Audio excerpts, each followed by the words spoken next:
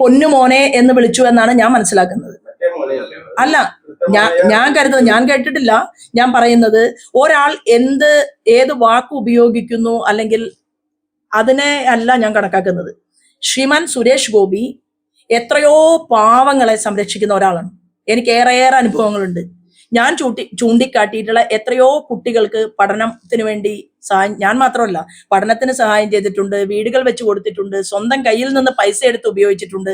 അദ്ദേഹത്തിന് ഒരു പക്ഷേ രാഷ്ട്രീയക്കാരെ പോലെ കൃത്യതയോട് കൂടിയിട്ട് വാക്കുകൾ പറയാൻ സാധിക്കുന്നുണ്ടോ എന്നുള്ള കാര്യത്തിൽ അതിനെക്കുറിച്ച് നിങ്ങളാണ് പറയേണ്ടത്, ഞാനല്ല പറയേണ്ടത്. അപ്പൊ അദ്ദേഹം പ്രവർത്തിക്കുന്നുണ്ടോ എന്ന് നോക്കിയാൽ മതി. അദ്ദേഹം എന്താ പറഞ്ഞത്? ഞാൻ ടൂറിസത്തിന്റെ മന്ത്രിയാണ്, ടൂറിസം വകുപ്പ് കൈകാര്യം ചെയ്തുകൊണ്ട് ഞാൻ മുന്നോട്ട് പോകുമ്പോൾ ഏറ്റവും ടൂറിസത്തിന് സാധ്യതയുള്ള കേരളത്തിന്റെ വകുപ്പ് മന്ത്രി ഒരു കാര്യവും എന്നോട് ആവശ്യപ്പെടുന്നില്ല എന്നാണ് പറയുന്നത്. ആവശ്യപ്പെടേണ്ടതല്ലേ? ആവശ്യപ്പെട്ടുകൊണ്ട് ടൂറിസം സാധ്യതയ്ക്ക് വേണ്ടി ചെറുപ്പക്കാരനായ മന്ത്രിയാണ് നമുക്കുള്ളത്, നടക്കാൻ വയ്യാത്ത ആളല്ല. ആ ചെറുപ്പക്കാരനായിട്ടുള്ള ഒരു മിനിസ്റ്റർ കേന്ദ്രത്തിന്റെ സാധ്യതകളെ ഉപയോഗപ്പെടുത്തിക്കൊണ്ട് ടൂറിസം മേഖലയെ സുദൃഢമാക്കണ്ടേ? ആ ചോദ്യം ചോദിക്കുന്ന സുരേഷ് ഗോപിയെ അംഗീകരിക്കണ്ടേ? ഇപ്പൊ ടൂറിസം വകുപ്പ് കൈകാര്യം ചെയ്തുകൊണ്ട് അദ്ദേഹം പെട്രോളിയത്തിന്റെ മിനിസ്റ്ററുമാണ്.